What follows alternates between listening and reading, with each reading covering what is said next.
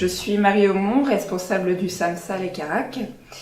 Donc en fait, le SAMSA, c'est un service d'accompagnement médico-social pour adultes handicapés. On est situé sur Harfleur, place d'Armes, et le service est habilité pour accompagner des adultes avec autisme. Donc nous intervenons sur le territoire de santé Sénomarin qui s'étend du Havre jusque Fécamp et Notre-Dame de Gravenchon pour accompagner, on a un agrément pour 10 places, mais dans les faits on accompagne actuellement 13 personnes. Donc les missions du service, c'est de soutenir les personnes dans la construction de leur projet de vie. Pour ça, on va mettre en place des apprentissages pour faire développer l'autonomie de la personne, tant dans le quotidien, dans la recherche d'emploi, ou alors dans la mise en place d'activités de loisirs, comme le sport par exemple, qui peuvent aider la personne à trouver un rythme de vie pour, par exemple, construire une activité professionnelle.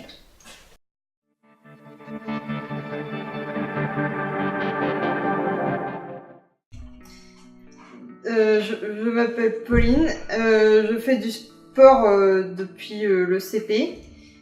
J'ai commencé par la natation, j'ai fait un peu de judo et j'ai fait un peu de danse et j'ai fait un peu de badminton et j'ai fini par la course à pied depuis cette année.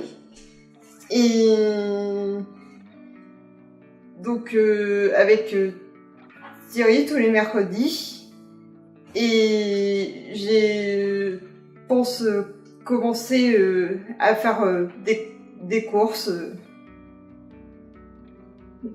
seule.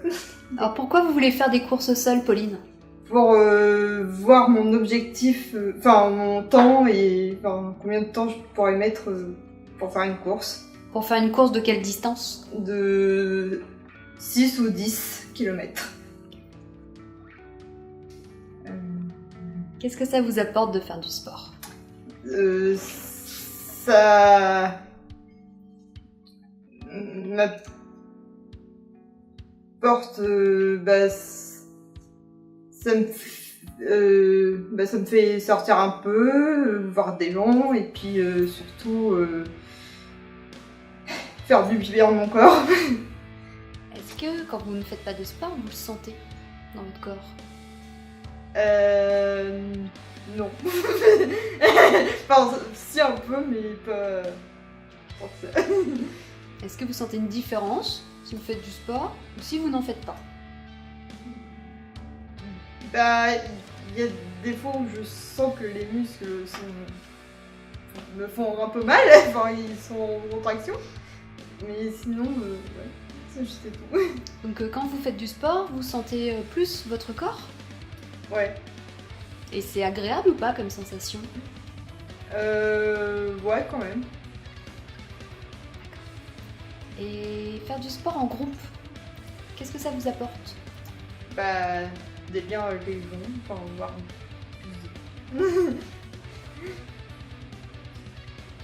Ça me porte le social, quoi.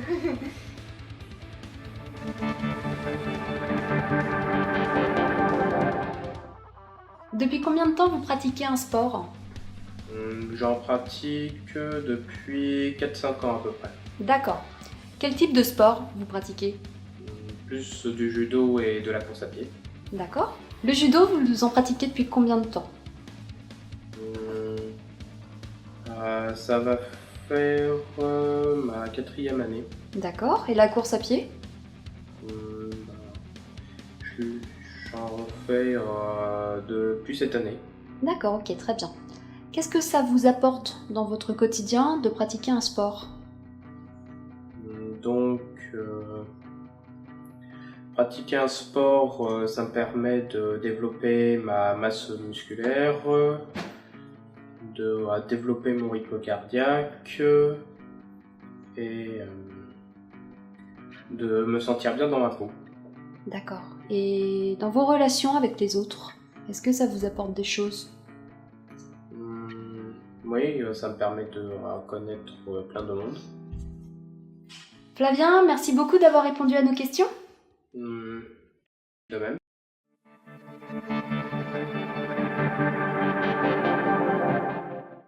Bonjour Jacques-André. Bonjour Yael.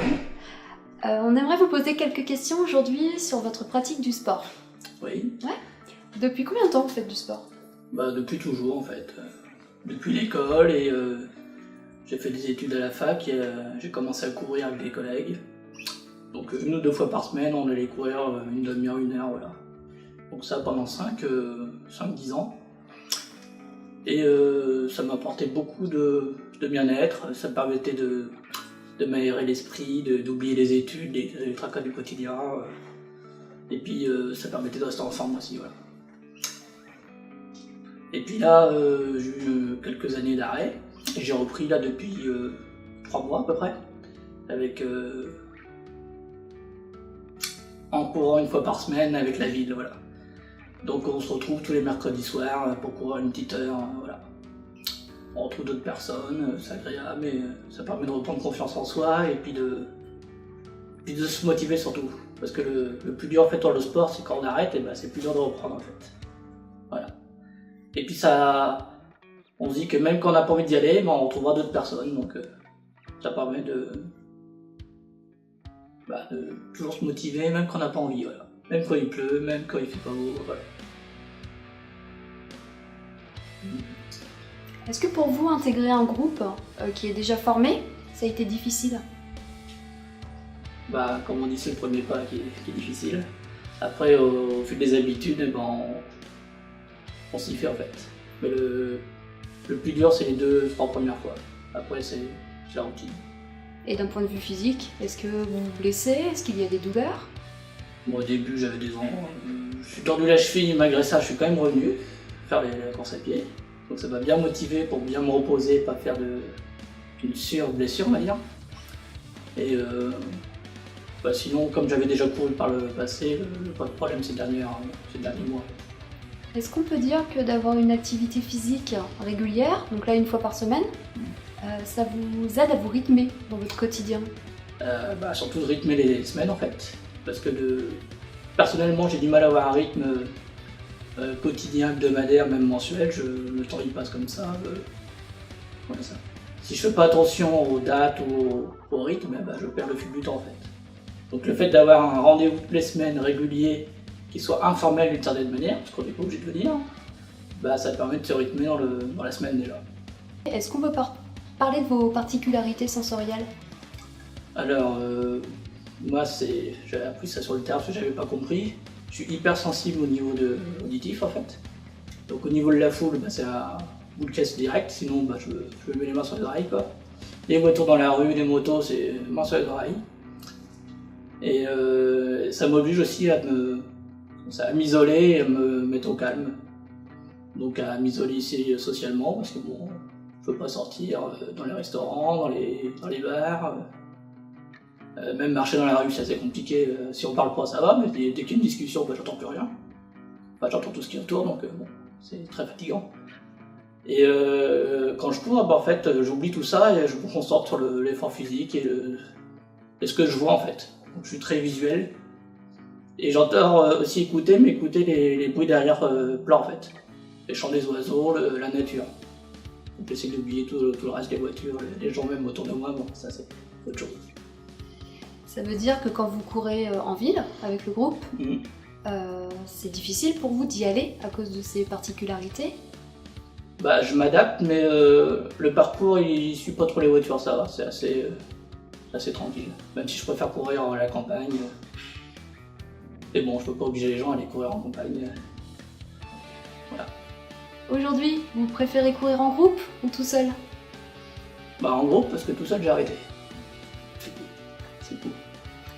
Mais je pense que si l'été ça s'arrête, j'irai courir tout seul quand même pour reprendre le rythme.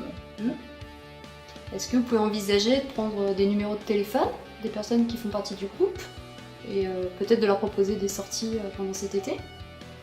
C'est toujours le problème d'oser faire les choses, mais ça me paraît pas inenvisageable. Voilà. Super. Merci beaucoup Jacques-André. De rien. Avec le service, avec le SAMSA, nous avons répondu à une demande des adhérents qui est de reprendre une activité physique. Nous avons donc mis en place un groupe de course à pied tous les mercredis soirs où nous nous retrouvons à la place de l'hôtel de ville, qui est un lieu bien connu de tous les Havrais. Et nous partons en groupe pour une séance de course dans le but d'allier le social et le sportif. J'ai créé ce groupe-là il y a 2 ans et puis bon, avec Gaël qui est venu il y a 2 mois et demi, 3 mois, qui est venu pour me demander si on pouvait intégrer justement les personnes. Et bon, j'adapte les séances et puis en fait là c'était pour, à la base je les préparais pour les 6 km de l'Amazon qu'ils ont fait et qu'ils ont réussi avec succès. Et je pense que là maintenant ils vont continuer pour dire de leur apporter, je pense que ça leur apporte quelque chose à un bien-être. Dans leur tête, je pense que ça va beaucoup mieux. Et voilà quoi. Et puis après, je pense qu'il y aura d'autres objectifs. Je compte les accompagner jusqu'au bout. Et quand on voit comment ils sont déterminés à réussir, ça fait plaisir.